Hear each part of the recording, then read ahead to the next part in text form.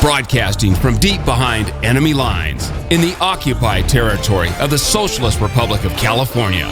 Your host, former California State Assemblyman and Governor candidate, Tim Donnelly.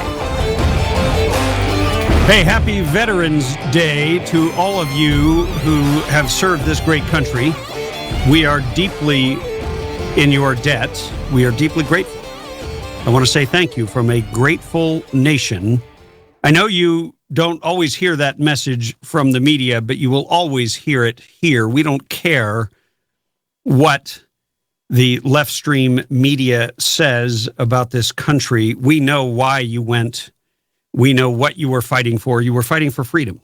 You were fighting for the guy next to you. You were fighting to defend and protect the Constitution of the United States, which is the framework. It's the foundation of the greatest country to ever exist. And you know more than anyone else that freedom you were fighting for, that constitutional republic, is at risk, is more fragile now than it has ever been. And you know, I was at an event this past week called the God and Country Celebration. It was a breakfast, had a great speaker, incredible music. And what was really cool is they had young people from high schools in the area come up and read a prayer, but also give a reminder of commentary, of significant things that our founding fathers had said regarding this country. And one of the and that was amazing enough in and of itself, very encouraging. Really gives you perspective when you realize how far we have fallen from our original foundings. But then later on, the speaker, in an audience of maybe 1,000 people, asked one man to stand at one table. And did that to make the point that for the entire 1,000 people represented there in that room, by today's standards, there would be one service member. And that the number of people who actually go and serve our country today is 0.45. 0.45%. That's it. It's voluntary. You put your lives on the line voluntarily so that we might live free. And that is an extraordinary gift that you give. You are part of a very small, elite fraternity, brothers and sisters in arms. And I just want to say thank you. I want to say thank you to Chief Engineer Sean McNeil, who is a veteran. And as I alluded to yesterday, for me, the way that I have always sought to honor those who have served, in addition to saying thank you, I know there's a lot of businesses out there today that were offering free food, free lunches, to say thank you. And I think that's cool. As a matter of fact, I think that you should eat lunch at a place that gives a free lunch to someone who served. It is just such a simple gesture and yet so important. So in addition to actually saying thank you, and whenever you see someone in uniform, you should just go up to them and say thank you for your service. They will never reject you. This is not one of those things where you're walking across a room to talk to a complete stranger and you're going to be shot down. That ain't going to happen. And if you don't have the courage to do it, if you can't work up the courage, then you need to go look in the mirror and figure out what's wrong with you. Because they had the courage to go on the battlefield. They had the courage to volunteer and step up. This is not a partisan thing. This is not a political thing by any stretch of the imagination. Patriotism comes in every stripe and every form. But the bottom line is we are a country. That is until they decide to completely erase our borders. And we have a small elite group of people who defend this country, who wear its flag, who bear arms, and who risk their lives. And today, Veterans Day, is our day to thank them. It is our day to thank them. And so if you have not thanked a veteran, go out and do that. But the next thing you can do, I think, is equally important. And that is you have to get involved. You have to inform, educate, and become engaged in whatever capacity you can. And only you can determine this. It might mean just speaking up at a meeting where somebody is saying something inaccurate about our troops. Or it might be speaking up at a meeting where they're literally pushing what they call good government, but it's anti-constitutional. It is a violation of our freedom and our rights, our natural rights. And you speak up. And see, whenever you speak up, you, in my opinion, are now defending freedom here at home for those who are defending it abroad. That's part of that. We're linked. And they're counting on you. Their families are living here while they're over there abroad. So they're counting on you to stand in their stead. And it doesn't matter what the encroachment is. It doesn't matter what the issue is, whether it's an environmental encroachment, whether it's a violation of our Second Amendment, whether it's the government infringing your child's right to education or what have you. There are many, many examples. We talk about them on the show every day. You know them. You see them. You might be aware of something I'm never going to be aware of because you are in a unique place to be on the front line. But here's the thing. If you walk away silent, if you silently assent to something you know is wrong, that's something you'll regret. That's something that down the road you'll wish you had taken a stand. So I'm encouraging you on behalf of those who are willing to take a stand for you abroad, to take a stand for them in the halls of your PTA or your homeowners association or your chamber of commerce or your church or whatever it is that is your meeting place. Take a stand for freedom. Take a stand for justice. Take a stand for our natural rights, even when it's popular to surrender them in the name of good government. So much damage has been done in the name of good government, of government knows best, of, hey, let's trust the government to take care of this because we can't. And you are living at a time where you have no excuse to not know what's going on. So that's my pitch to you.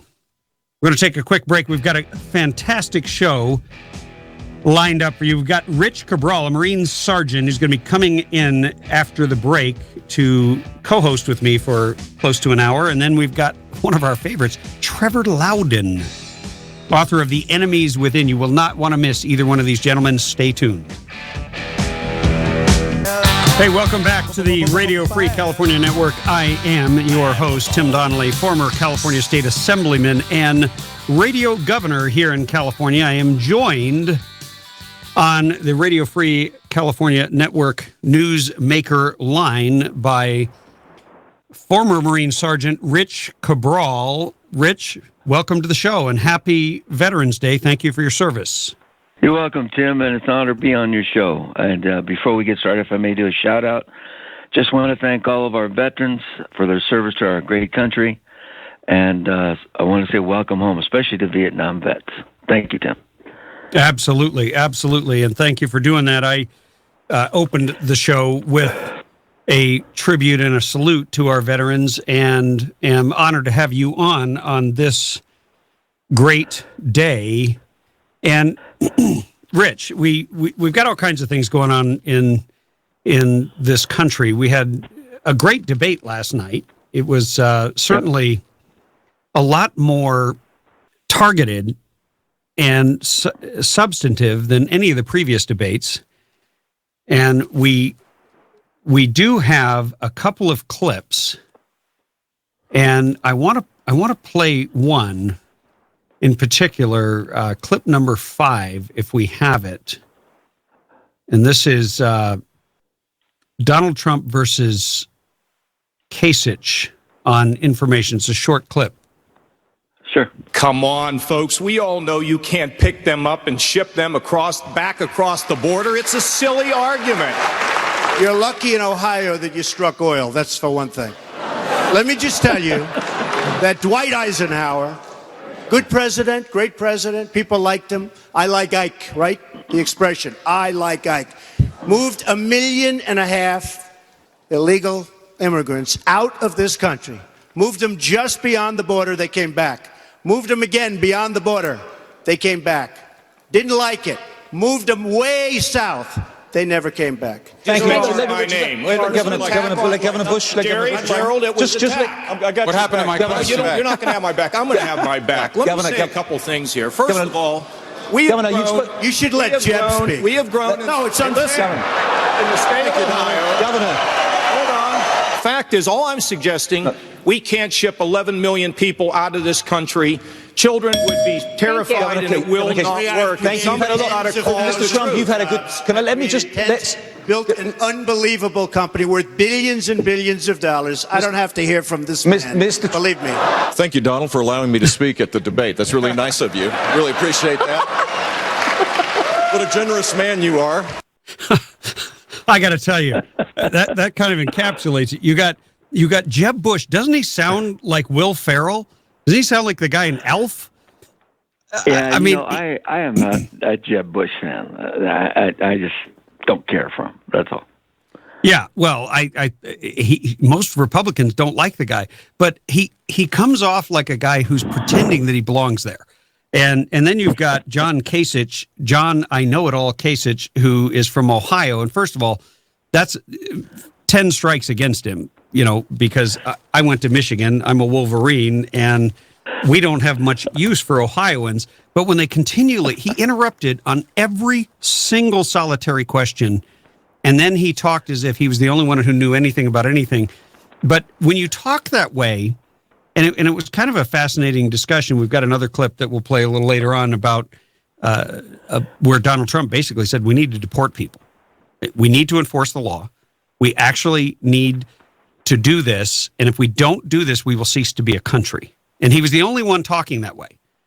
And he was trying to say it without using the word deport because he knew the left-stream media would demonize him and destroy him. But in the end, here we are talking on Veterans Day.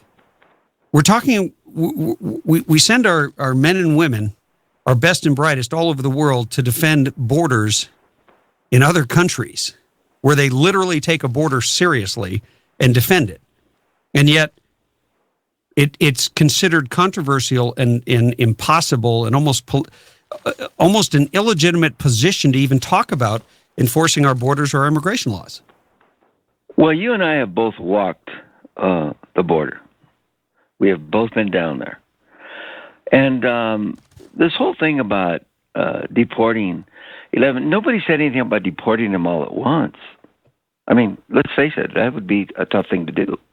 But to start at, like I think Donald said, 250,000 or 500,000 a year, I don't see the problem. I just don't see the problem. You know as well as I do, Tim, that if you and I, no, let me rephrase that. When you and I break the law, what happens to us? We already know. Yeah, they'll throw the book at you. We've both been down that road.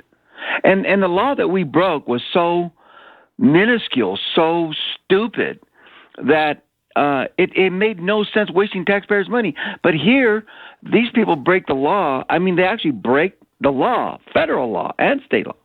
And what do? They give them Social Security, they give them Medicare, Medi-Cal, whatever you want to call it. And I find it absurd, absolutely absurd. Not only is the federal government driven by this maniac we got in office, and then we've got another one here in California. I mean, talk about a pair. I think it's insane, absolutely insane. Yeah, and Rich, the notion that we have become such a politically correct culture to the point that now we have protests on our campuses that nobody understands. They're throwing people out of office, kicking presidents out who are resigning because they somehow grew up and benefited in some way from something called white privilege. I still haven't figured out what that is. I want to get some because I worked my way up. You know, I bought my first car. And I'm teaching my kids to do the same. You know, and it's so whatever white privilege is, I want some of it. But the bottom line is that in the name of political correctness, in the name of this, I don't even know what to call it, because it's some kind of racial reparations that people are looking for because they grew up and they were discriminated against, or they were treated unfairly, or they were treated basically made to feel less than human, which none of us wants, but that happens. And it happens to all of us in some way or another. It's not always centered on race, but all of us suffers injuries growing up and going through life. That's just part of it. And I think, but I think if you go back to when this division started, let's go back 20 years. And if you could actually walk back there and start looking around at some of the paperwork the federal government was pushing, and I'm not in favor of either party right now. I'm unhappy with both. But when you look at the paperwork, I think you're in the majority there. Yeah, but see what they've done is that this thing started a long time ago, but people were blind to that, and for whatever reason, I don't look at myself at anything other than American. And you fill out a form to buy a firearm, and it's got everybody there. So I always check other. They changed that, by the way. I used to check other, and I'd write American. Well, now you can still check other, but now they want to go other than other. What are you? So what they've done is they've divided us into all these different sectors or groups or whatever you want to call them, and they've turned us against each other. They have done that. And this is, as far as I'm concerned, you can call it conspiracy, whatever you want, but this is not something that just happened overnight. This is something that they've been working on for a very long time to keep the Democrats in office so that they could rule over us like kings and us being the peasants. And well, I couldn't say it any better than that. Rich Cabral, it's interesting. We're going to play a clip from Ted Cruz when we get back. All right. Where he kind of alludes a little bit to that. 323-746-TALK if you want to get in on the conversation. We will be right back after these messages. We are joined by a special co-host for this hour, former Marine Sergeant Rich Cabral, who is sitting in and discussing the debate with me, and we're also going to get into guns a little bit later. My and Rich's favorite subject on the planet Earth. Strangely enough, they didn't talk about the Second Amendment last night. Yeah, well, they didn't talk against it either, so to me that's always a positive note. Yeah, that's a good thing. Hey, I alluded to a clip before we went to break. Ted Cruz, I thought, nailed it. And listen to what he says and how he says it on the difference between illegal immigration and immigration. The Democrats are laughing. Because if Republicans join Democrats as the party of amnesty, we will lose. And I understand that when the mainstream media covers immigration, it doesn't often see it as an economic issue. But I can tell you, for millions of Americans at home watching this, it is a very personal economic issue. And I will say the politics of it would be very, very different if a bunch of lawyers or bankers were crossing the Rio Grande. Or if a bunch of people with journalism degrees were coming over and driving down the wages in the press. See.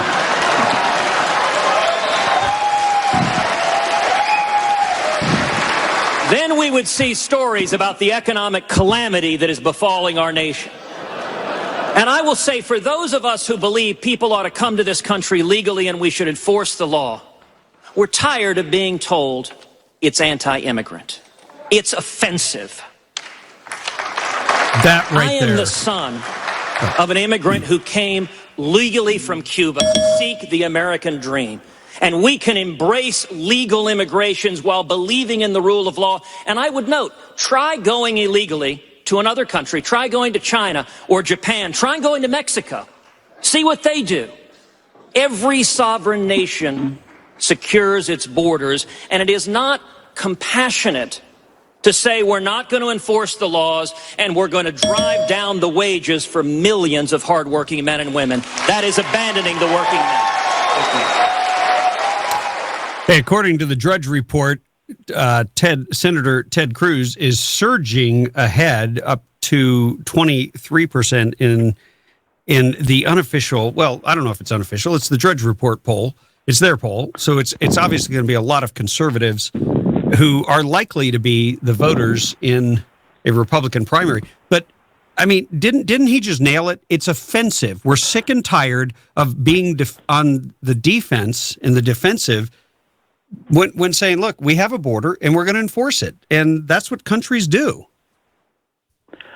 I think it goes back more to this political correctness than anything else. Ted is not one of those guys. He's actually on my short list, but it really is more about the political correctness with the other guys. You know, Jeb Bush is typical of the establishments. I call him more elitist, the other E. But, you know, Ted's right on the money. I agree with him 100%. Well, yeah, we call Jeb, don't vote for me, Bush, because he keeps saying that. We'll have some more clips from him later on. Yeah. But last night, all I could see was Elf. All I could hear was Will Ferrell, and I didn't hear Jeb Bush anymore. It was as if Will Ferrell had what's the right word where you jump into somebody's body, but taken over his body. And it was not one of the Bushes. It was an actor, and not playing a very good part. Even though I think Will Ferrell is a good actor. Yeah. But anyway, so that was one where I thought illegal immigration is going to be and is the single biggest issue in the 2016 presidential election, whether the left-stream media wants to admit it or not. And following not far behind that is the Second Amendment. And that was one of the reasons I agree with both of those, yeah. That's one of the reasons why I brought you on to discuss this politically, and then we'll talk about guns. So the politics in California, we've got Lieutenant Governor Gavin Newsom, who wants to make it even harder. And you made a good allusion earlier, Rich. You talked about how if you break any of the gun laws, and if you own a gun, and if you own more than one gun, and if you don't own more than one gun, I don't know why you're listening to this show. You need to own as many guns as you can get your hands on, and then ammo, because they're coming after your ammo now. But you're in violation of some law. They passed some law after you bought your stuff legally, and you are now classified by the government as a criminal. They're trying to criminalize the citizenry, and so one thing they're going after is a backdoor way of stamping out the Second Amendment by requiring the exact same background check to buy a brick of ammo that you had to use when you bought your first gun, or when you went in to buy an actual gun.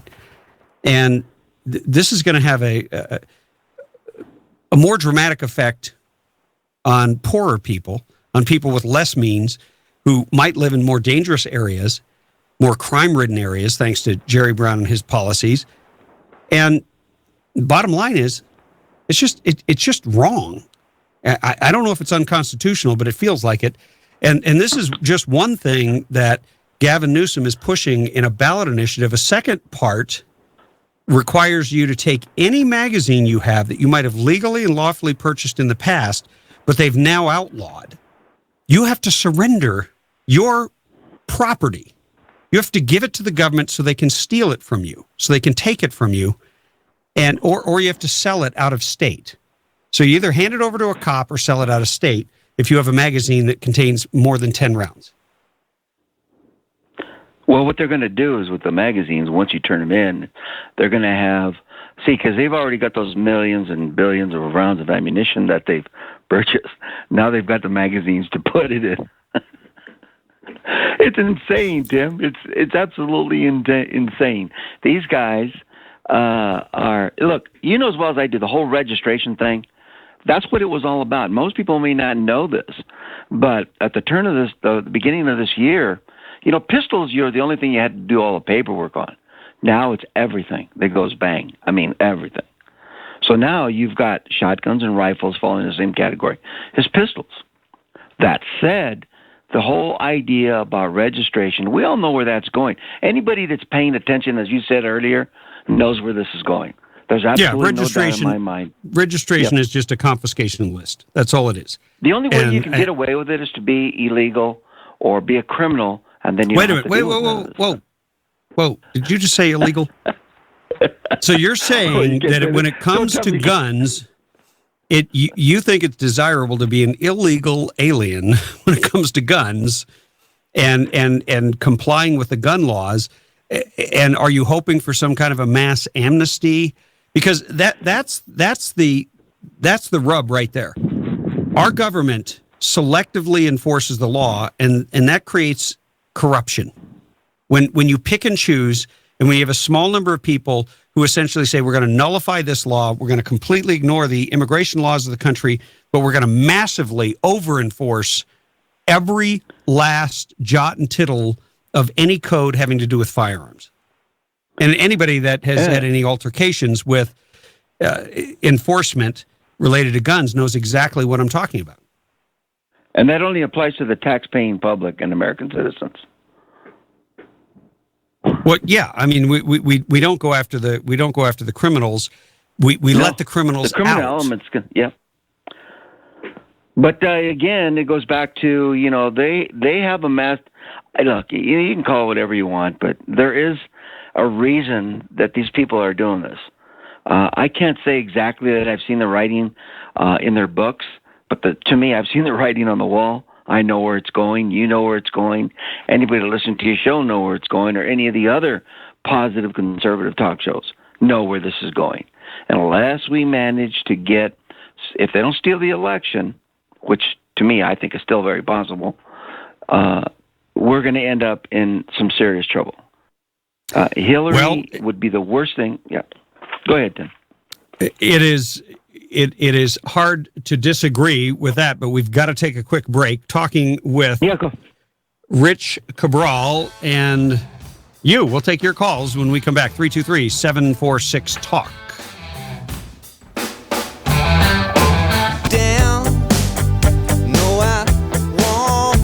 Welcome back. We're talking with former Marine Sergeant Rich Cabral, and we're going to get away from politics, Rich, and talk about guns.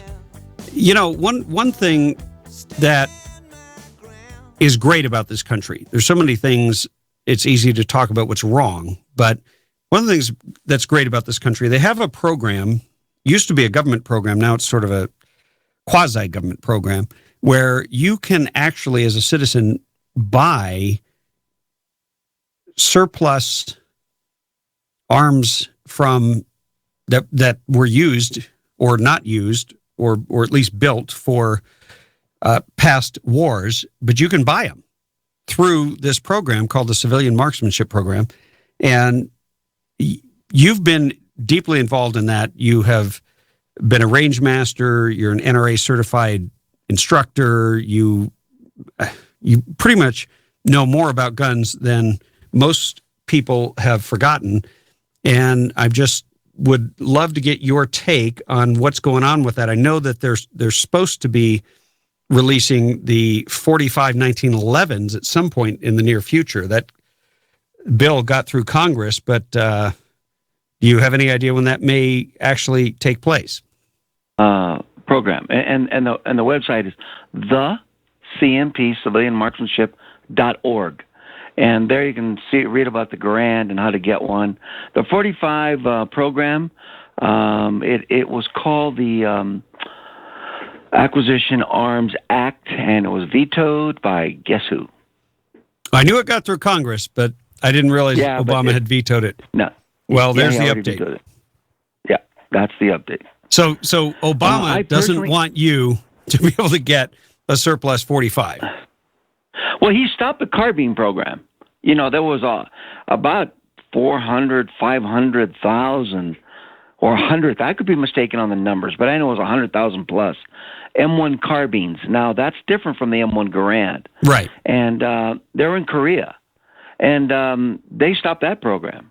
Well, and this 45 program. An M1 carbine is a short rifle that they used largely in World War II that shoots the pistol round. It's a 30 caliber pistol round, right? Yeah, it's kind of a pistol cartridge, but it was developed for a pistol, but it actually ended up in a rifle. Both traveling about 1,600 feet per second. It's a little faster than most pistols, but it was actually developed so that they could carry. Officers usually carried them, and so did the tankers, because they needed something small and short. But everybody knows to even this day that a 30 caliber cartridge or bullet is going to outperform the .223. This discussion can go on for months and years, and has been going on for 40 years. But the 30 caliber bullet is what takes people out. Period. That's all. And the carbine was also kicked back, or they're still sitting there. And I truly believe as long as this guy's in office, you're not going to see the 45. Now, should we get a Republican, or let me rephrase that, a conservative president, I believe the 45 program will make it. And if it does, or when it does, I suggest that everybody that can afford to buy one of these fantastic firearms. Most people don't know it, but it's called a 1911 for a reason, because that was the year that it was actually produced by Colt. It was actually invented in 1908, but patents go back to John Browning. John Moses Browning, by the way, was one of the greatest designers of all time. I'll put Kalashnikov in the same category, but John Browning was America's version of the best gun designer. And if people really look him up, he was involved with the 1911 Ma Deuce, which is to this very day still used on the 50 caliber machine gun. They're trying to replace it, but so far all the tests that they have run by just about every foreign company that wants to get our money, it has failed to outperform the Ma Deuce. The Ma Deuce is just an incredible gun. And then again, the 30 caliber machine gun that was in the movie Pacific, and quite a few other movies. But the Ma Deuce is probably one of, and the BAR, Browning Automatic, that's what my dad carried in Iwo Jima, Saipan, when he was serving in the Pacific with the Marine Corps. But I don't think we're going to see that this year. We may not see it next year, probably 2017. With a Republican president or a conservative president, we could likely see not only the 1911s come through, but maybe they would reinstate the carbine program, because the bottom line is these are American arms. These are arms that were built according to our specs, and we sent them all over the world into battlefields and into the hands of our allies. And this is just bringing those arms home, and going all the way back to, what was it, before World War I, I believe. Well, maybe you can tell us better than I can guess. This program was started basically to arm Americans and have them ready to go to war. Yeah, most people don't understand that it was originally called the DCM, Department of Civilian Marksmanship. The program was associated and tied to the Second Amendment. If you really go back and you look up I think it's Title 13, one of the titles, and it'll tell you how the Second Amendment and the militia and the civilian marksmanship program are all one. This is where this Johnny Appleseed program came from. And people never heard of it, but they have the Appleseed program in quite a few different ranges. We have not done it up here in Lake Arrowhead. We're almost out of time, so I want you to tell us again, what does a person have to do to basically be able to qualify to purchase something through the civilian marksmanship program? Okay.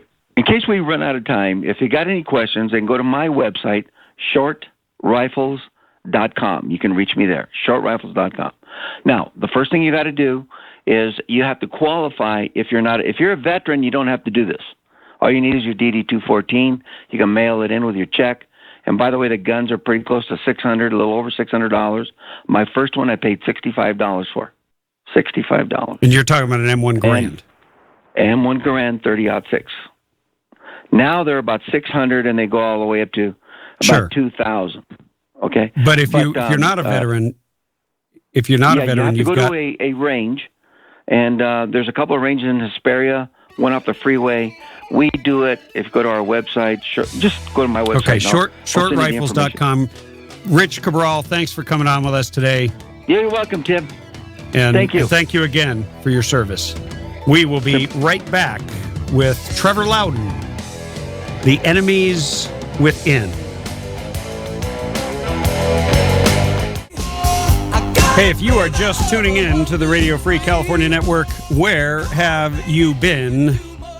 Thankfully, for your sake, you are just in time to catch our next guest, Trevor Loudon, activist and author of The Enemies Within. What a great title for a book exposing the truth about those who wish to take this country down. Trevor, welcome to the show. Hi, Tim. How are you?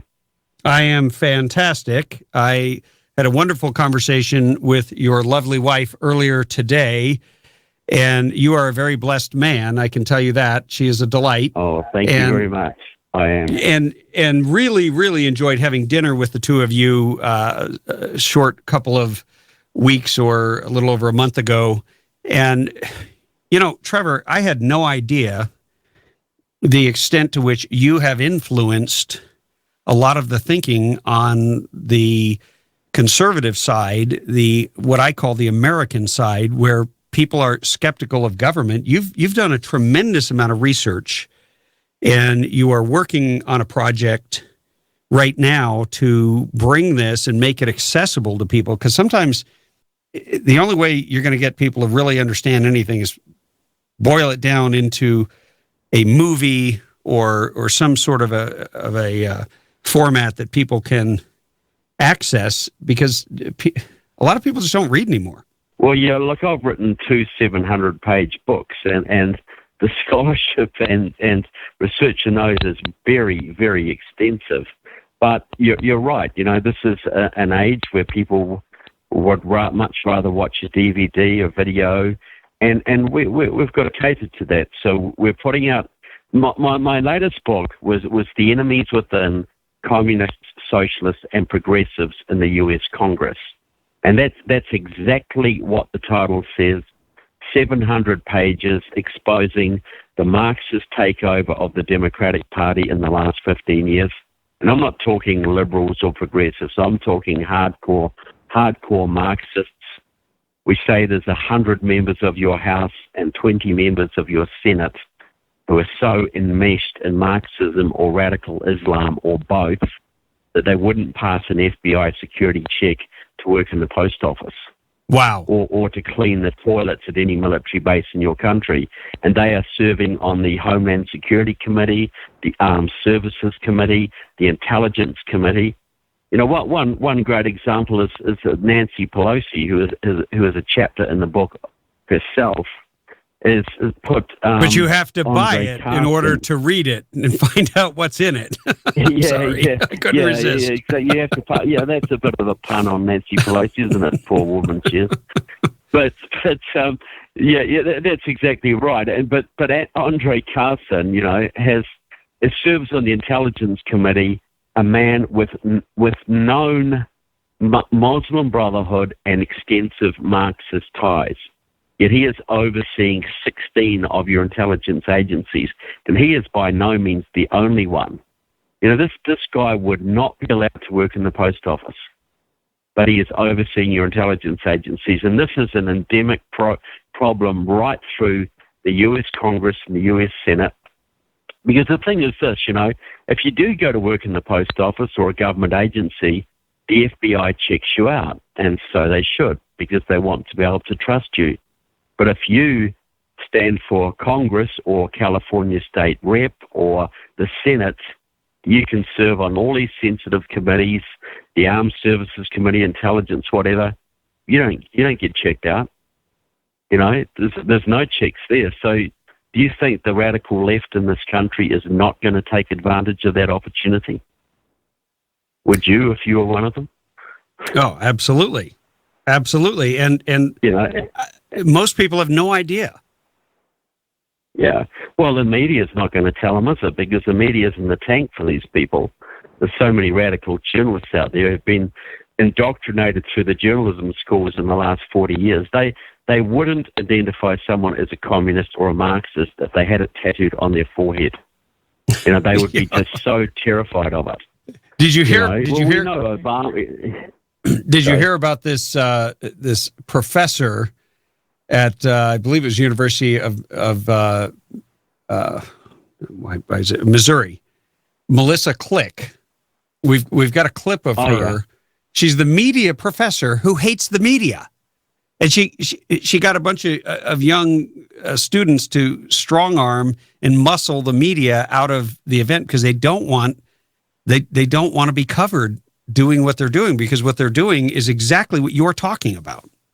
Well, look, they've taken over universities. You saw this latest, scandal out in Missouri. That was a Maoist setup. A bunch of radical students set that up to basically get rid of the university president and intimidate the governing body of the university and set an example for others. It was a Maoist scam right from the start, complete fabrication, and the university fell in line. The guy fell on his sword. He should have got up and said something like, "This is just a scam. There's no evidence that this actually happened, and people have got to look out for them. People have got to take more responsibility for themselves." But no, he just caved in. He fell on his sword, and he had a lot of help from the so-called conservatives who never understood the issue, but they're terrified. Anything to do with race, they're terrified. They put their head in the sand and say, "Oh my gosh, just go away. We'll do whatever you want." And now you have these radical leftists who have taken over the entire campus, and now they control those who are pretending to be in control. Yeah, they've intimidated them. And you see this in California, how California is blessed or cursed with dozens of Marxist state reps and state senators. The Gil Cedillos, who was the head of the California State Senate, hardcore Marxist, the man who passed the DREAM Act. You do know and those sort of people. You do know that he was my seatmate when I was first elected to the California State Assembly, and he was pushing the driver's license bill and the DREAM Act, and we were both punished by having to sit next to each other because I was his arch nemesis. Well, I'm not sure who suffered more, but you know what the man's like, but and Californians elect these people. They have no idea that these are Communist Party supporters that they're electing. They're posing as Democrats, but they are communists. Most Americans, they think, well, communism disappeared 25 years ago. It was all exaggerated anyway. No problem. But what my contention is very simple. You've got a small number of Marxists in the country, but in 1995 they took over the AFL-CIO. They kicked out the anti-communist old guard. They removed the anti-communist clause from the AFL-CIO's constitution, and they put their member, John Sweeney, in as president.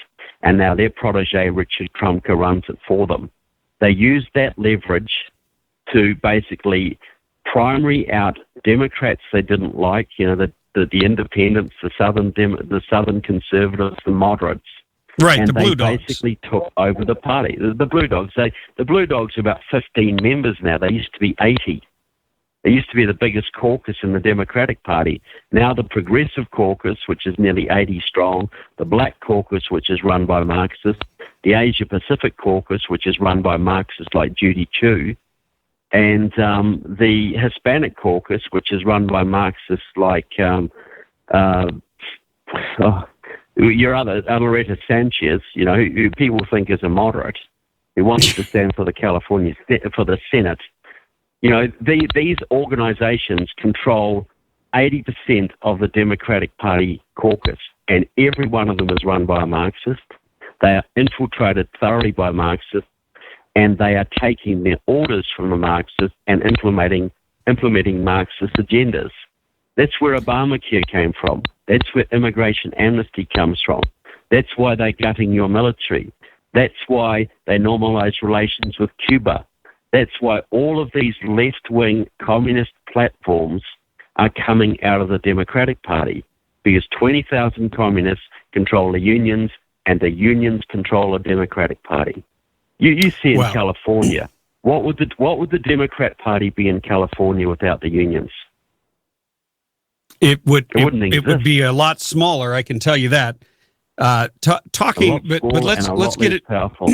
That's right. Let's get into that and also your new project when we come back from this break. We've been talking to activist and author of The Enemies Within, Trevor Loudon. He's got an exciting new project. Stay tuned. Whatever you do, don't touch that dial.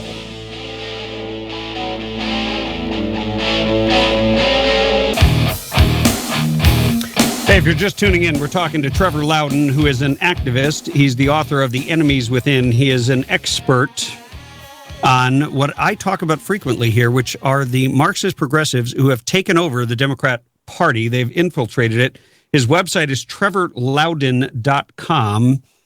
Trevor, you have been obviously researching, writing. I know that for a long time you were a contributor of information that wound up on the chalkboard at Glenn Beck, and other conservative people used you as a source because you're breaking new ground and uncovering things and connecting the dots.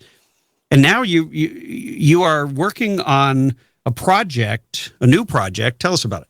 Well, look, as you say, people like to see things visually, so we're turning the book into a feature-length documentary timed for release into theaters, out on DVD, etc., very early next year. We want to absolutely flood the country with this because it's going to be the most controversial political documentary ever released in this country. It's going to name names. It's going to show the Marxist takeover of the Democratic Party. It's going to name the names that you see every day. You'll know a lot of them, the Barbara Lees and the Karen Basses, but a lot that will surprise you. And so it's really aimed to, in an election year, focus people's attention on what's happened to the Democrats. So if people want to, we've shot most of it so far. We're in post-production stage now. We've raised most of the money for it through investors, but we've got we want to get the public involved, and we have an Indiegogo fundraiser going at the moment, which is INDIEGOGO. You just go to that website and you look for the page. You just type in the page, Exposing the Enemies Within, Exposing the Enemies Within.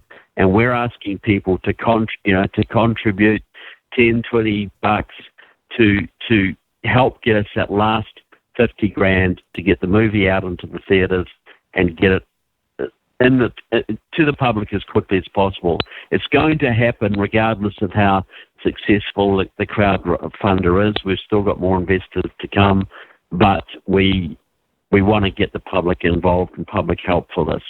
So I'm just asking your listeners to go to Indiegogo. Indiegogo, Exposing the Enemies Within, and and people can participate and be part of making sure that this gets out there to the public because.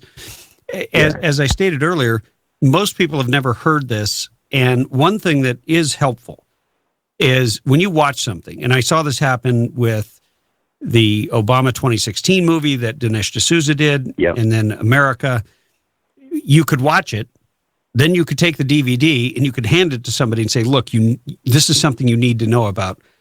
And it's such an easy way.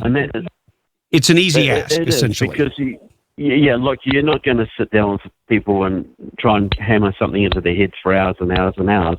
But you can take a DVD, they can watch it in their own home, and they can make up their own mind. And if you lay something out intelligently enough and clearly enough, people will understand, because people understand there's something wrong with the state of California, with the government of California. They understand there's major things wrong with the federal government, but they think it's stupidity. They think it's just liberals being a bit silly, not really understanding things. What they don't understand is that they're actually malevolent people who, very small numbers of them, who work together to get their agenda pushed through. It's a little bit like the mafia used to control Las Vegas, Probably about 50 mafiosi could control a whole town. Well, a few hundred or a few thousand Marxists in California dictate the policies of the state. And they're driving business out. They're impoverishing the state. They're doing everything they can to squeeze business, to destroy farming, to impose onerous regulations, environmental regulations, etc.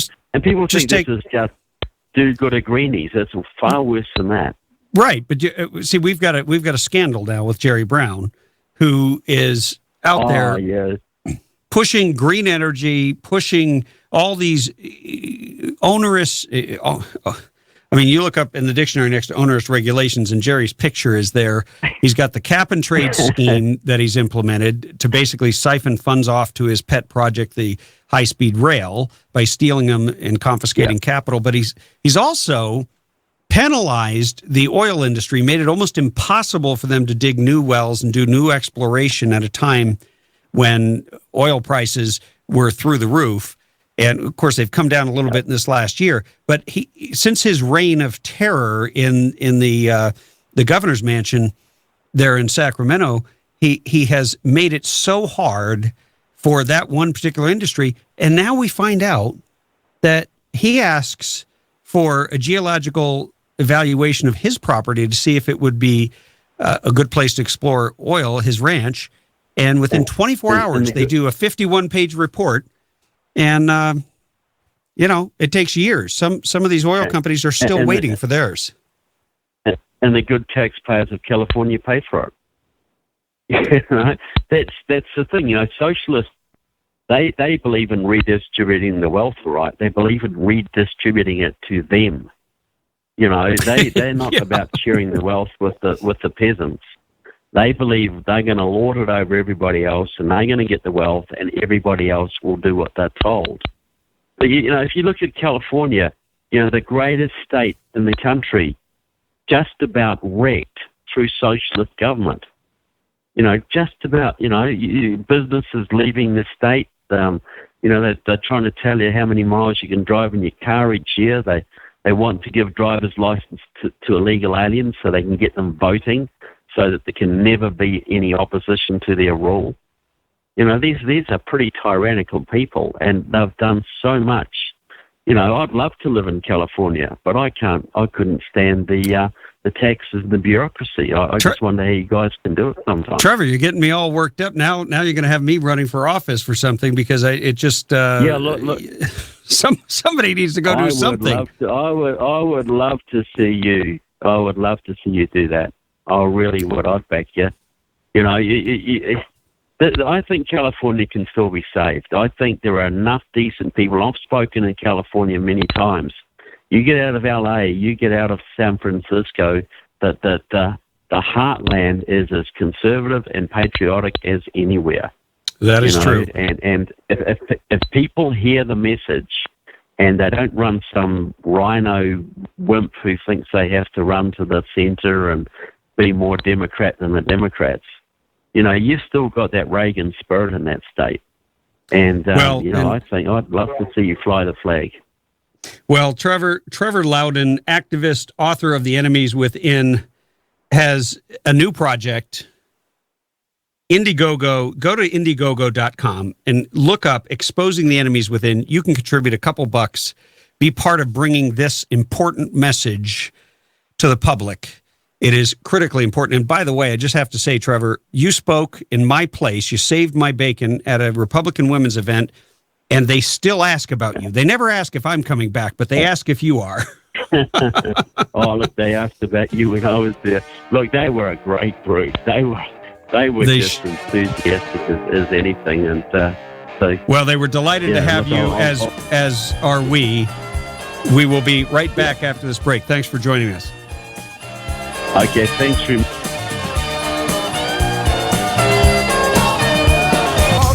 I love having Trevor Loudon on the show. If you missed him, you'll have to go to timdonnellyshow.com and hit previous shows. It'll be up sometime tomorrow. And let me tell you, you will not want to miss not only his short segment here on our show, but this movie that he's working on. This is going to be one of those watershed documentaries that wakes up a nation. And you know, you might think I'm overstating it. Well, there was a little tract known as Common Sense, written by Thomas Paine, that took a nation from, well, it didn't take a nation, excuse me. It took colonies and it took a movement and formed it into a determined force that carved out a nation. And we've been invaded. We've been infiltrated by communists. Ronald Reagan talked about this back when he was the president of SAG, the Screen Actors Guild, back when he was a Democrat, back when Democrats fought communism. And you know what? I'd be willing to bet money, especially on a day like today, when we're honoring our veterans, I'd be willing to bet money that there are Democrats in this audience who serve this country and who are just as opposed to communism and just as opposed to socialism and just as opposed to Marxism as anyone else. And if you wish to call in, I will put you on the air, 323-746-TALK. That's 323-746-8255 if you're driving. I want to play you, I made reference when I was talking to Trevor Loudon to this clip from this university professor, and you won't even believe some of the things she was supposedly teaching. Give me a second here.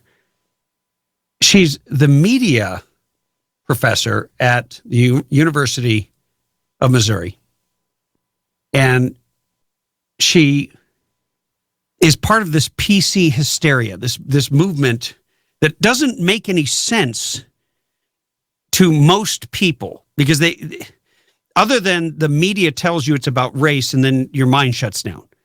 Now there's there was a claim that there was a swastika created out of human feces put up on a wall somewhere, and now, just like the hands in the air that launched the Black Lives Matter movement, it appears that it may have been a complete fabrication out of whole cloth. Nobody knows, because facts are scarce when it comes to hysteria.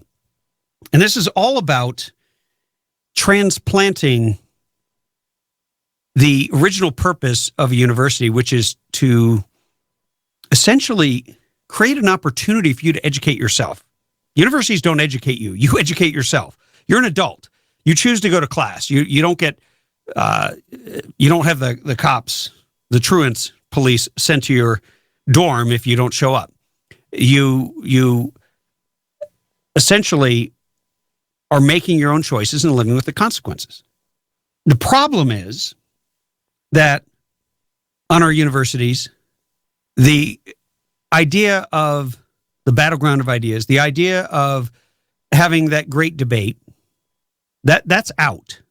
What's in is this fascism, this intellectual fascism, where you come in and you have the right way to think which is propagated by the leftists and the Marxists. And then there's the illegitimate viewpoint. And the illegitimate viewpoint is subjected to the Alinsky tactics. It is ridiculed, it is denigrated, it is pilloried, and not just at the university, but through our culture and everywhere else, to the point that you literally silence dissent.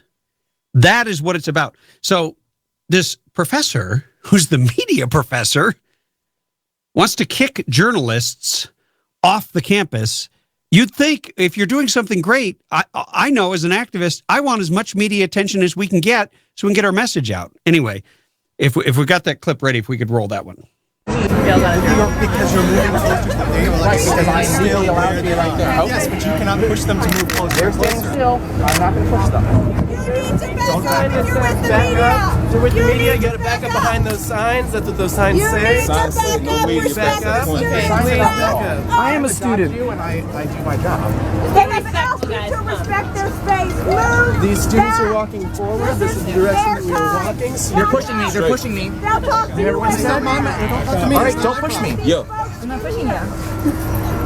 Okay, well then we will just block you. You need to step out of here now. You need to go. Yep. Students, can you tell him how You don't have a right to take our photos. First Amendment that protects you standing here. No, I do have the photo. I do have the right to take photos. First Amendment. I can't hear you. Excuse me. If you would like to take photos, you need to please give them space. You cannot be this close to them. Please. They're being close to me.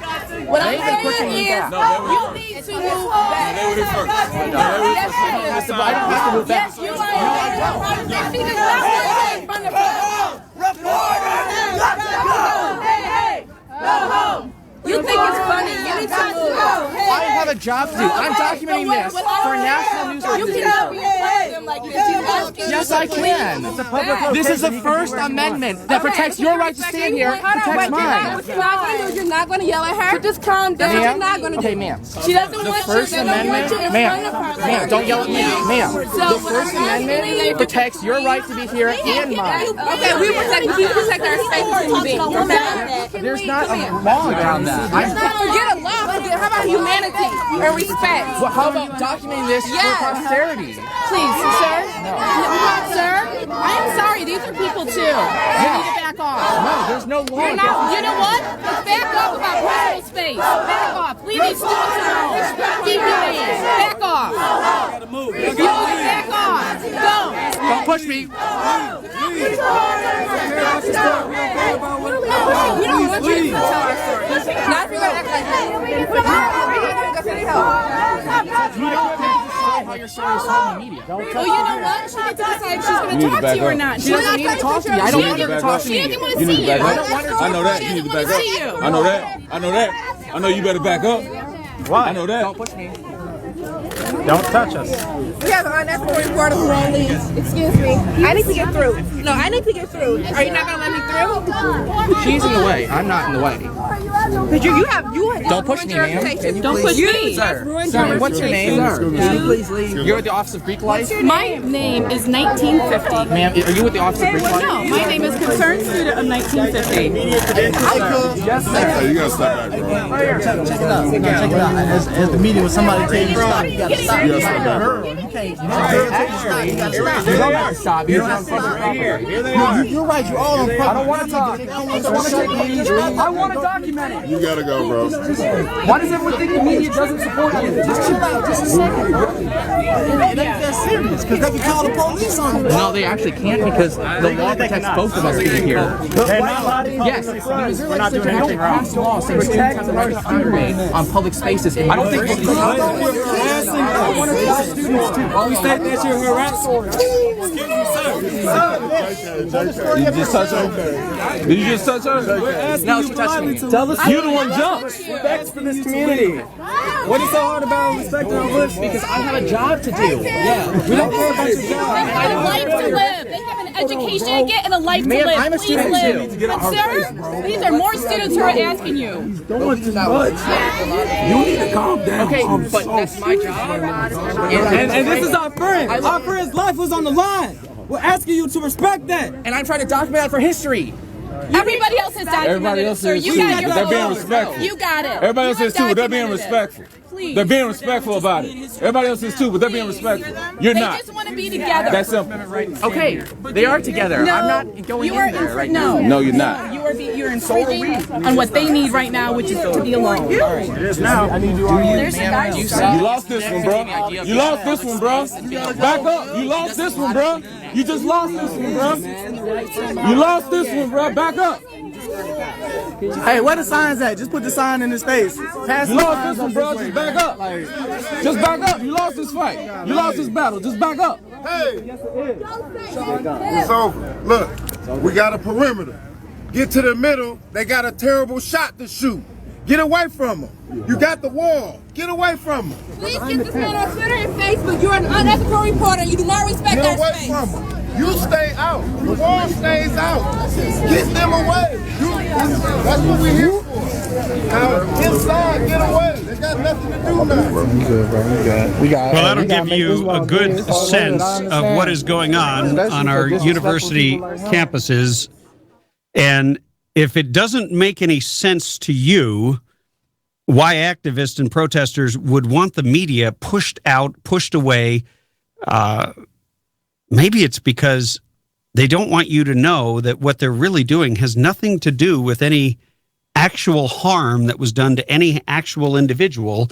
We'll get into a little bit more of that and what the agenda is, and also some more clips from last night's GOP debate in case you missed it.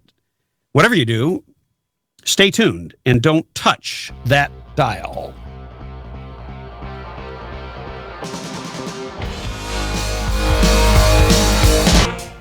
Hey, if you're trying to figure out what all the hoopla is about,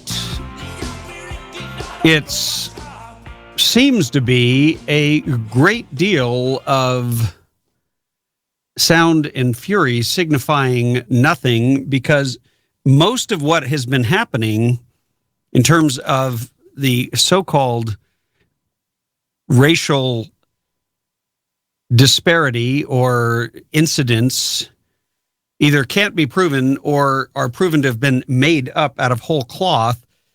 But this is much larger. We talked yesterday to Adele Nazarian about this, and she went out to USC, where they, in fact, passed the diversity resolution. If you can believe it, USC, which was always sort of a bastion of conservatism. It's a private university, not a state facility.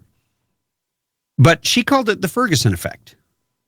And what you see is you see talking points that are being disseminated on every college campus now. And once they have some success, once they have some benefit, and they're able to knock out a president like they did with Tim Wolf, well, now all of a sudden they're pushing for more and more and more, and it's still so strange that this opposition to free expression and intolerance of dissent is the hallmark of this movement. Let me say that again. Opposition to free expression and intolerance of dissent. So this is not the free speech movement of the 1960s with Mario Savio. This is not students who are pushing for more rights and more involvement in the government and the way things are going. They just want to take over. And they're redefining all the terms by which everything is evaluated. And in essence, changing the entire mission of the university. It's no longer about going there to learn. It's no longer about going there to become part of society or in any way participate. This is now a leftist, Marxist takeover in the name of Ferguson, I guess. I don't know what else, but it is perplexing at the very least, and very difficult to understand if you do not tie it back to the underpinnings and to what we talked about earlier with Trevor Loudon, because that's the only way in which it makes any sense. And you have these professors. I mean, these are some of the classes that this Melissa Click was teaching. And these are her current research projects. 50 Shades of Grey readers. The impact of social media in fans' relationships with Lady Gaga. These are college courses. Bitten by Twilight, Youth Culture, Media, and the Vampire Franchise. The romanticization of abstinence. Fan response to sexual restraint in the Twilight series. I don't get it. She makes something like $55,000 a year, paid for by taxpayers, and decides that it's her job to kick reporters off the campus and to essentially indoctrinate these kids. And what is the crime that Tim Wolf, the professor, supposedly committed? I mean, nobody seems to be able to find anything on the guy except that he benefited from white privilege. Last time I checked, white privilege didn't kill anybody. And what is white privilege anyway? Is it the fact that the Missouri football coach, Gary Pinkel, gets paid $3.1 million for helping men in pads hit each other, and assistant professor Melissa Click does not? Is that white privilege? I don't know. Is it the fact that you were born with a certain pigmentation in your skin, even if you were born on the wrong side of the tracks? Do you still have the so-called white privilege? And since when is it a crime to be white? Because that's basically what they're saying. If you have white skin, or as I call it, the fleshy pinkish tone, if you're Caucasian, is that a crime? Is that a crime for which you should be punished? You should lose your job? Should be driven out of your job because somebody's angry over what someone else did, but that someone else is not you? The president of the university did not commit a crime. He did not do anything wrong. And yet he was thrust out of his job when he should have called out exactly what these people are doing, which is disrupting a university, destroying the opportunity for everyone else to learn on that campus. Also, they can propagate and push a leftist ideology and put in place a political correct system that is destroying our intellectual centers in this country. 323-746-TALK. We'll be right back after news and these messages.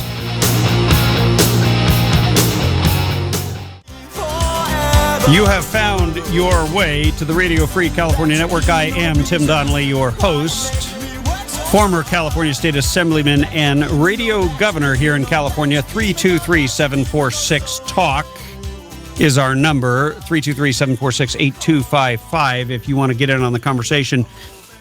We're here every weekday, 3 to 6 p.m. TimDonnellyShow.com is how you can connect with us.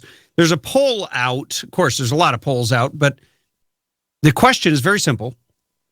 Which of the Republican candidates for president, 2016, would best handle the issue of immigration? Donald Trump, far and away, the massive winner by 40 some odd points, 49%. To the next biggest is 13% for not sure. Now, I don't know who not sure is. I know there's a lot of candidates running, but not sure is not one of them. Marco Rubio comes in next at 10%. Marco Rubio is the candidate people would trust on the issue of immigration. 49% go for Trump, 10% for Marco Rubio, only 7% for Cruz. That's shocking to me after what Cruz said. I don't even know how Bush gets ahead of Ben Carson or Rand Paul or Mike Huckabee, but he does at 5%. Carson's tied with him, and then Mike Huckabee and Rand Paul fight it out for the tail end there at 3% and 2%. Nobody else is really in the running. And by the way, we've got a clip on what Donald Trump said. You need to hear it because he has been talking about it today. He basically said, we need to enforce our immigration laws. There is no other way to save this country but to enforce our border and our immigration laws, and that includes deportation. And he's the only one saying that. And you got to hear him say it in his own words. Talked about the possibility of moving a large number of people. I'd like to dig deeper in the how here. We have racial tensions in this country. We do represent something about ourselves that's different than around the world. Did he have a point there? And how exactly would you send these people back home? Physically, how? Everybody has a point. Look, we have to do what we have to do. And Ike did it, and other people have done it. And in Mexico, you want to go into Mexico, you're not out of there, you get thrown out. I had friends that were there the other day. They overstayed by a day. They're knocked on the door by the police, but you're over by a day. By the way, that's the way a country's supposed to be run, whether you like it or not. Why aren't we run that way? Why are other because countries? You made this point last night. Right. Why are other countries tough run? We have bad leadership. I mean, we really do. We have bad leadership. Look, the whole thing with the anchor babies, all right? Now, in the 14th Amendment, you know, that really covers it. You need an act of Congress. You don't have to go through a new amendment or anything, a new constitutional amendment. But anchor babies, a woman is pregnant. She goes over to the border, has the baby on our land. Now we take care of the baby for the next 85 years. It's not that way. I must tell you, and I said it wasn't that way, and the legal scholars have now said I was right. I'm not talking about the television scholars. The legal scholars say I'm right. If that happened in Mexico, we had a baby in Mexico, Mexico would throw you the hell out. You know, Mexico is the hardest country in the world just about to become a citizen of. But they send people over here. And I'm not just talking Mexico. They're coming in from Asia. They're coming in from all over the world. Okay, conceptually, I understand what you're saying and what you're describing, but still, tell me that you're going to have a massive deportation force? You're going to have a deportation force, and you're going to do it humanely, and you're going to bring the country, and frankly, the people, because you have some excellent, wonderful people, some fantastic people that have been here for a long period of time. Don't forget, Mika, that you have millions of people that are waiting online to come into this country, and they're waiting to come in legally. And I always say the wall. We're going to build the wall. It's going to be a real deal. And it's going to be a real wall. There was a picture in one of the magazines where they had a wall this tall, and they were taking drugs over the wall. They built a ramp over the wall, and the truck was going up and down. They were using it like a highway. The wall was like a highway. And that's not going to happen. It's going to be a Trump wall. This is going to be a real wall.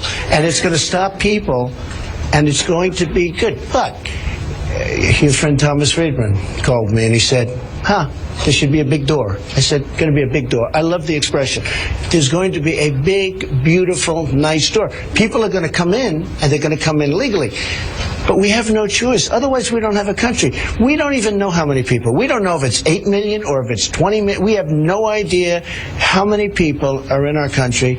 And then you see what happened with Kate in San Francisco. You see what happens with all of the things going on, all of the tremendous crime going on.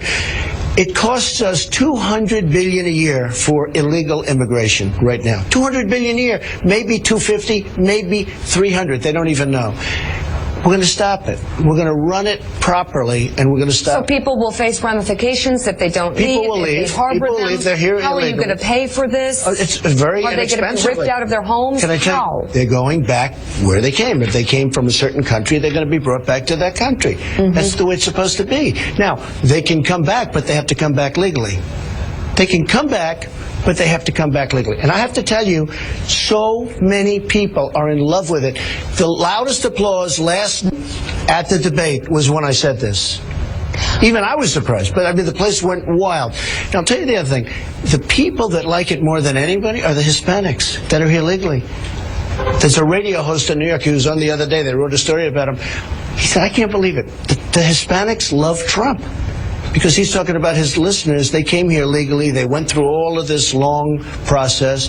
They came here legally. And he's talking about all of the people that call up. It's a Hispanic station. But they love Trump. Your opponents would say, though, you look at the polling numbers and you do worse among Hispanics. Yeah, but in the meantime, I'm leading everybody. I'm beating everybody. We just have...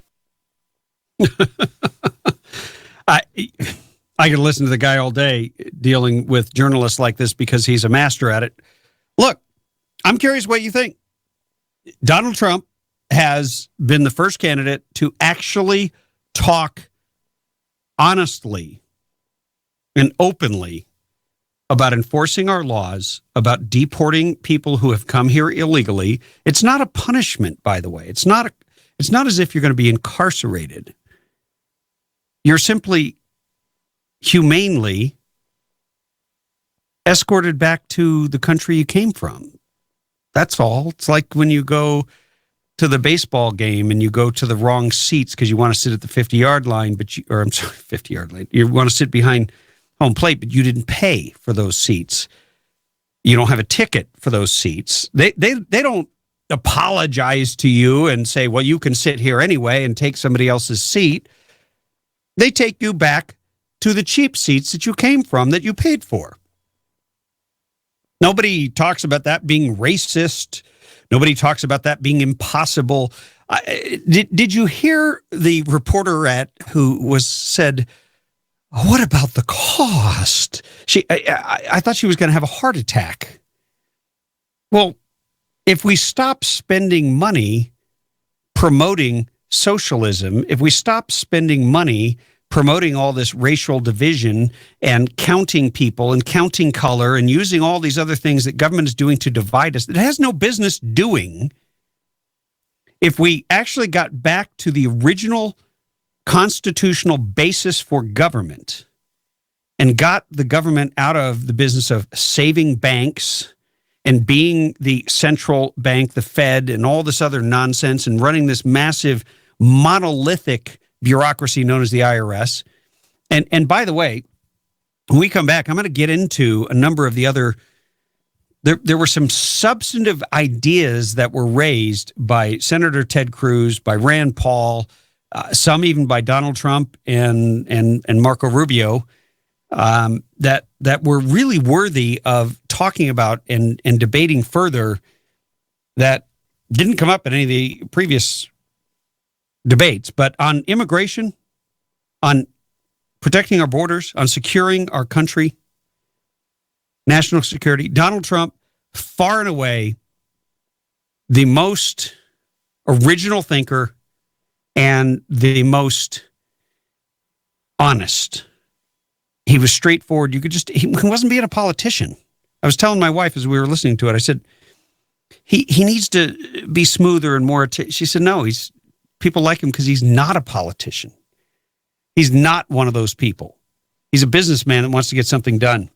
Anyway, I am curious what you think about his plan, and if you support that, 323-746-TALK. We'll take your calls, and then I'm going to play a couple of other clips from last night's debate when we return.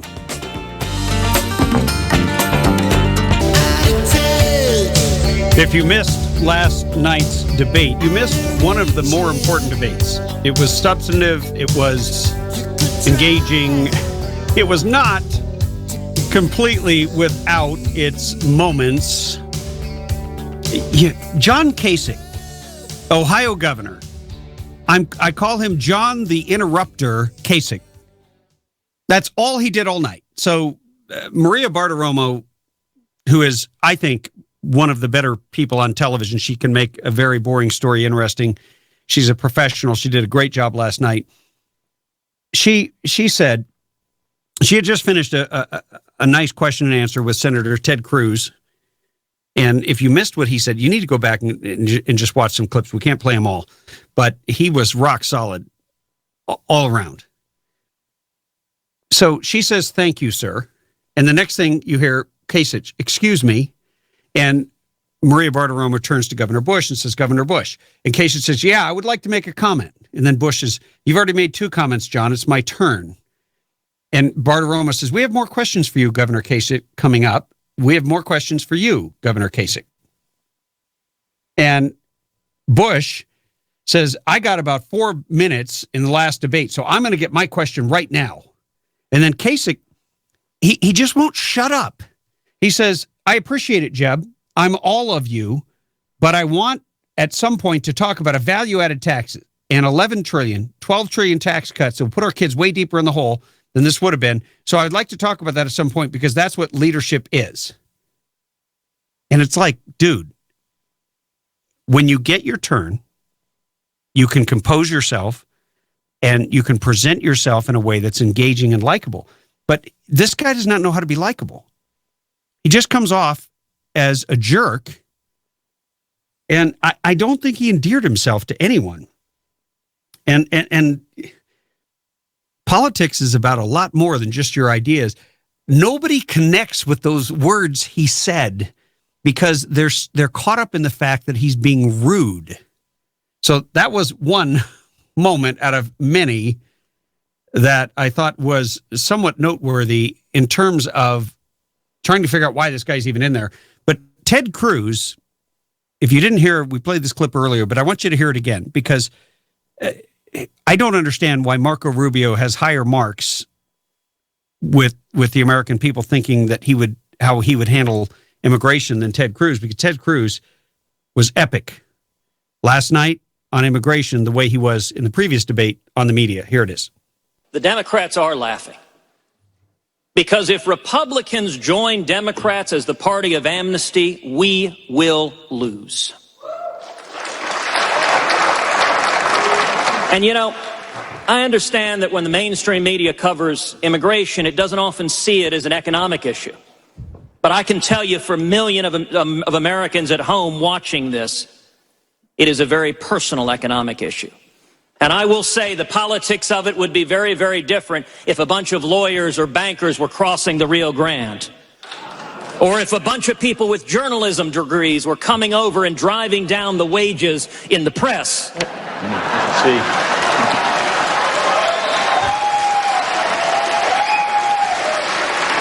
Then we would see stories about the economic calamity that is befalling our nation. And I will say, for those of us who believe people ought to come to this country legally and we should enforce the law, we're tired of being told it's anti-immigrant. It's offensive. I am the son of an immigrant who came legally from Cuba to seek the American dream. And we can embrace legal immigrations while believing in the rule of law. And I would note, try going illegally to another country. Try going to China or Japan. Try going to Mexico. See what they do. Every sovereign nation secures its borders, and it is not compassionate to say we're not going to enforce the laws and we're going to drive down the wages for millions of hardworking men and women. That is abandoning the working man. Later on, there was a moment where you had Senator Ted Cruz was asked a simple question. I'm looking for it here in the transcript, but I'm just going to tell you because I haven't been able to find the clip of it.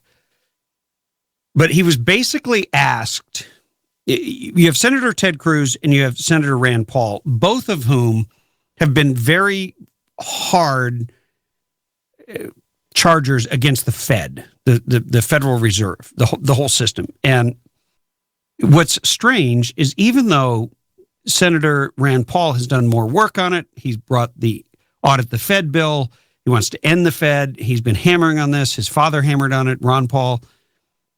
Ted Cruz sort of stole his thunder.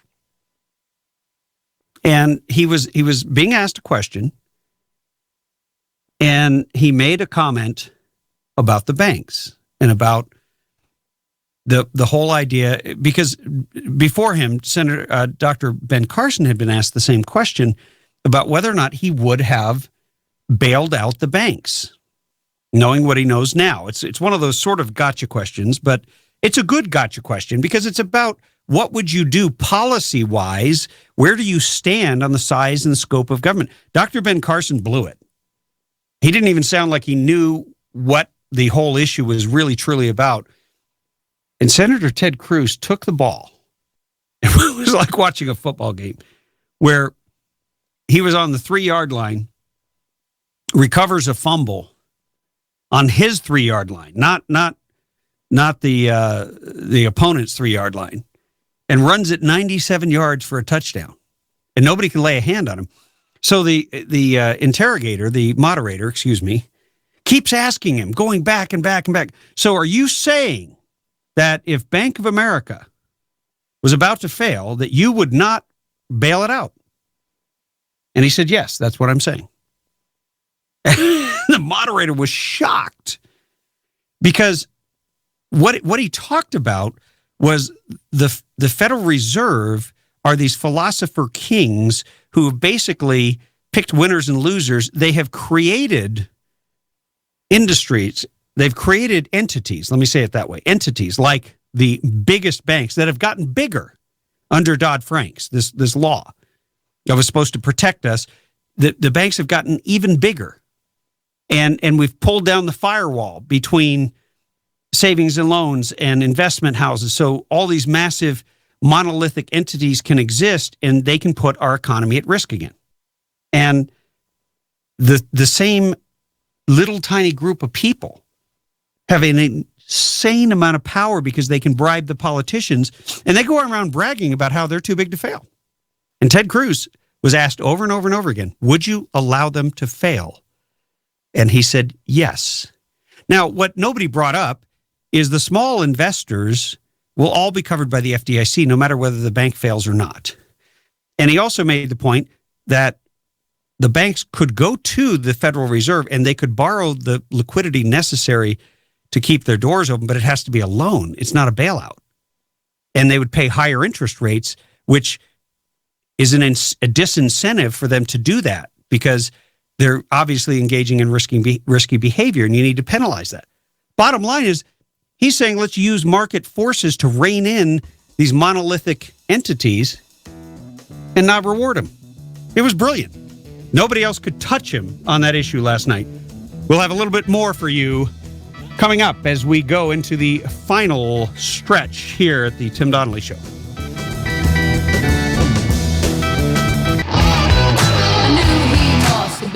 The fourth GOP debate was perhaps the best.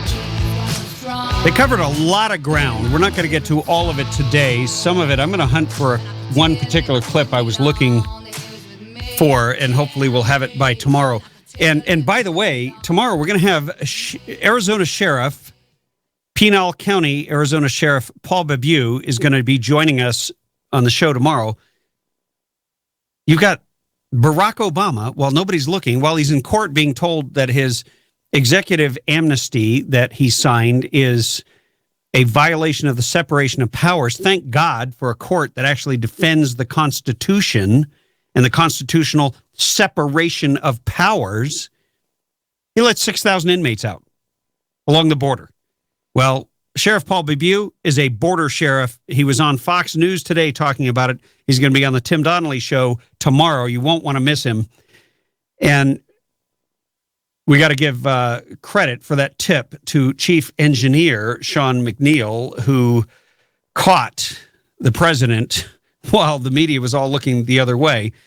But there was another little exchange that I thought was very instructive. It's about a 3-minute clip it's clip number 4, Rand Paul versus Marco Rubio. And they get into what it is to be a conservative, as well as what is the greater threat, ISIS or the Fed, terrorism or bankruptcy. Interesting. Check it out. A point that I'd like to make about the tax credits. We have to decide what is conservative and what isn't conservative. Is it fiscally conservative to have $1 trillion expenditure? We're not talking about giving people back their tax money. He's talking about giving people money they didn't pay. It's a welfare transfer payment. So here's what we have. Is it conservative to have $1 trillion in transfer payments, a new welfare program that's a refundable tax credit? Add that to Marco's plan for $1 trillion in new military spending, and you get something that looks to me not very conservative. Thank you. Governor. Governor Kasich. No, let me come to Governor Kasich. Governor Kasich. Excuse me, I get to respond. Very, very quickly, Senator. No, I get my 60 seconds to respond. He's talking about my tax plan. Please. So let me begin with this. I actually believe, first of all, this is their money. They do pay. It is refundable, not just against the taxes they pay to the government, but also on their federal income tax. It's refundable against the payroll tax. Everyone pays payroll tax. This is their money. This is not our money. And here's what I don't understand. If you invest that money in a piece of equipment, if you invest that money in a business, you get to write it off your taxes. But if you invest it in your children, in the future of America, in strengthening your family, we're not going to recognize that in our tax code. The family is the most important institution in Nevertheless, society. it's not And yes, very I do want to rebuild the Marco. American military. How's it conservative? I know that Rand is a committed isolationist. I'm not. I believe the world is a stronger and a better place when the United States is the strongest military power in the world. Marco, how is it conservative? How is it conservative to add $1 trillion expenditure for the federal government that you're not paying for? How is it conservative? How is it conservative to add $1 trillion in military expenditures? You cannot be a conservative if you're going to keep promoting new programs that you're not going to pay for. I may respond more quickly. Very quickly, Senator. We can't even have an economy if we're not safe. There are radical jihadists in the Middle East beheading people and crucifying Christians. A radical Shia cleric in Iran trying to get a nuclear weapon. The Chinese taking over the South China Sea. Yes, I believe the world is a safer... No, I don't believe. I know that the world is a safer and better place when America is the strongest military power in the world. Marco, I don't think we're any safer. I do not think we are any safer from bankruptcy court. As we go further and further into debt, we become less and less safe. This is the most important thing we're going to talk about tonight. Can you be a conservative and be liberal on military spending? Can you be for unlimited military spending and say, oh, I'm going to make the country safe? No, we need a safe country. But you know, we spend more on our military than the next 10 countries combined. I want a strong national defense, but I don't want us to be bankrupt. Well, and there is a middle ground. There is a middle ground. And that right there really gets at the heart of some real issues. You haven't heard anybody talking about that. And I think we need more debates like this. We do need, there's a couple things that we also need to do. We need to send Carly Fiorina and John Kasich home. They just interrupt, and they don't really seem to have any points. Carly's only bright moment was talking about some foreign policy. She does very well with that, but she's plummeting in the polls. I'm afraid that it is time for her to go back to the undercard debate. That's my opinion. John Kasich just needs to be out of the race. He is so offensive on so many fronts.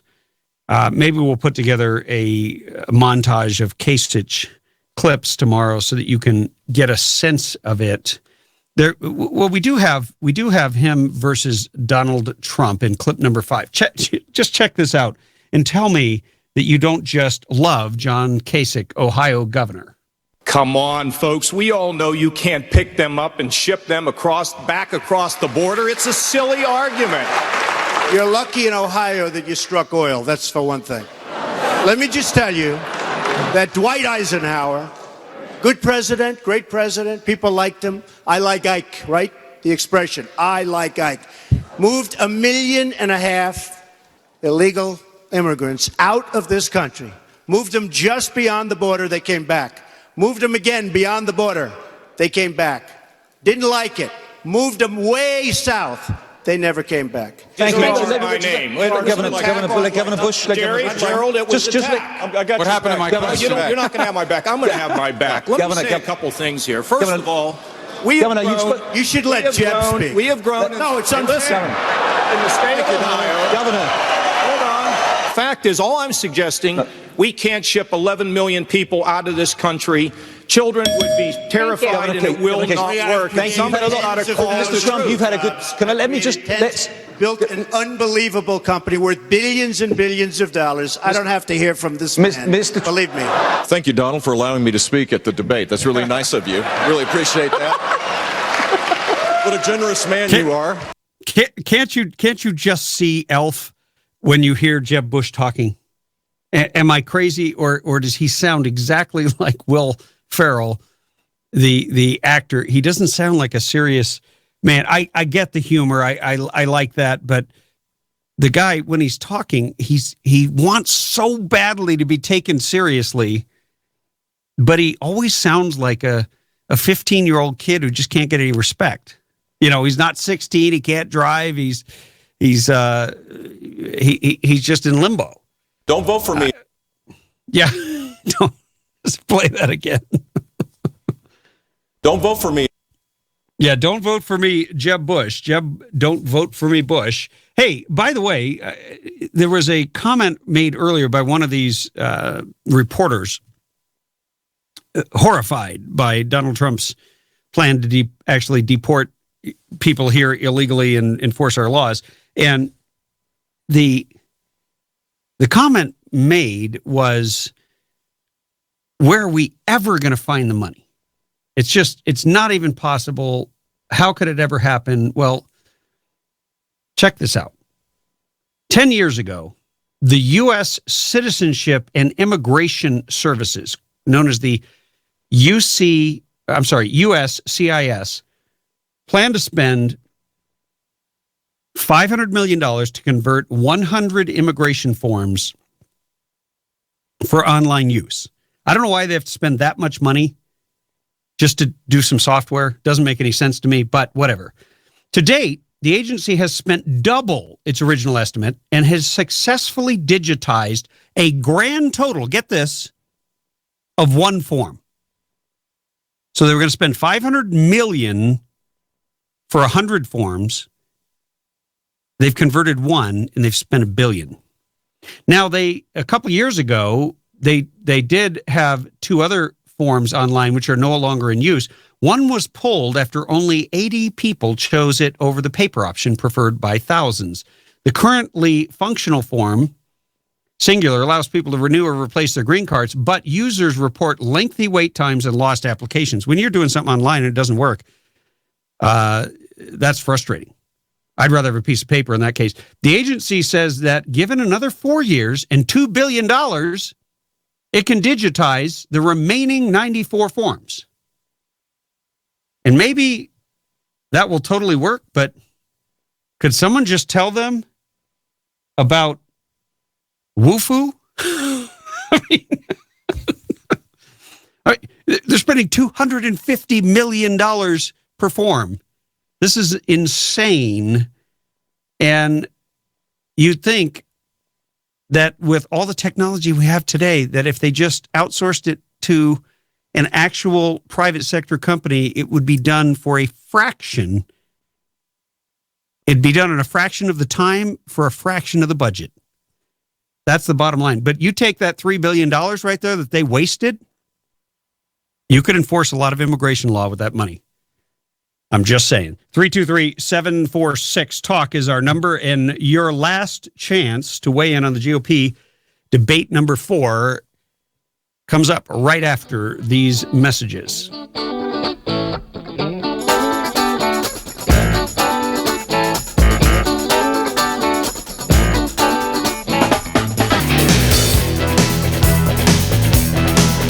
Welcome back to the Radio Free California Network. I am your host, Tim Donnelly, former California State Assemblyman and radio governor here in California.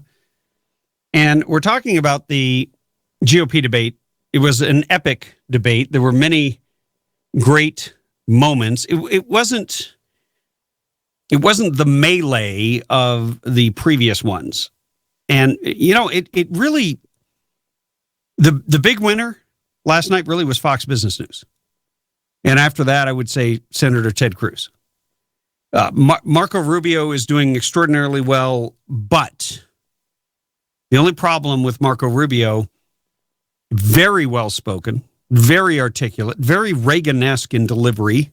He knows how to paint a picture, and he knows how to use words where he doesn't sound like he's just talking about running up to the supermarket to buy something. When some of these other guys talk, you just feel like they've put no thought into what they're going to say, and there's no point to it. And Marco Rubio had a couple of moments where he made some great points, and he made them with flair, and he made them with sound bites. They were memorable versus the majority of the other candidates. Ted Cruz had probably one of the best closing statements. Between Ted Cruz and Marco Rubio, they were knocking it out of the park. Carly Fiorina was hard to listen to, and I like her. And that's really too bad. I felt I really wanted her to do better than she did, but my wanting it, just like when I want the Packers to win, when I want them to go for it on fourth, it doesn't make any difference. So sometimes I just, in order to not jinx it, don't want it anymore. But it was very revealing at other moments when you had Senator Ted Cruz say that he would not bail out the banks. And then you had the likes of John Kasich and Jeb Bush, and even, well, Ben Carson was befuddled on the issue. He did not do well. He does extraordinarily well on one or two questions, it seems like, in these debates. And then he gets to issues of foreign policy. He gets to issues of Wall Street and the bank bailout and what all of that entails, that regulation and that whole scheme. He didn't know Dodd-Frank. He didn't get into that. He just sounded lost. He sounded like a teenager who's winging it and is saying very vague things. And when he's done, you have no idea what he was talking about. Then he completely changed the subject, and he did so in. He made some great rhetorical points when he changed the subject to regulation. He got on something he was comfortable on. And look, in politics, sometimes you just got to do this. So I don't blame him, but he really needed to be stronger on the specific points and understand that the Fed and the central bank, this whole idea of sound money. And we'll find this clip of Ted Cruz. He sounds like a college professor, and he ties it all together: economic policy, sound money, and free enterprise, basically getting the government out of the way, and really sums up and puts into a very short, well, let's say it a different way, very brief summary. Few words, great impact. And that gave me some hope for the conservative message, for what I would even call the American message going forward, which is of hope, of opportunity, but of understanding the true dangers and the nature of evil so that you can combat that while protecting and safeguarding opportunity. And the one question I was watching that I wish I was up on the stage just to answer. I forget who asked it, but they asked what was the greatest threat facing the world. And I would have just said the greatest threat facing the world in the United States is the government. And you can talk about ISIS, but they're not the greatest threat. You can talk about all these other problems we have. You can talk about the financial problems. You can talk about guns and criminals and everything else. But the greatest threat right now in 2015 facing our country is a government that no longer safeguards and protects our rights, but infringes and has become a threat to them. But it's a threat that we can deal with. It is a threat that we, the people, can peacefully address in a peaceful political revolution, which may start here in 2016. But we will always keep you informed, educated, and we will help you to engage in the battle at the right moments, at the right time. So whatever you do, make certain that you keep your dial tuned to the Tim Donnelly Show, 3 to 6 every weekday, Thanks to Chief Engineer Sean McNeil, all of our sponsors, and you. God bless you and Godspeed.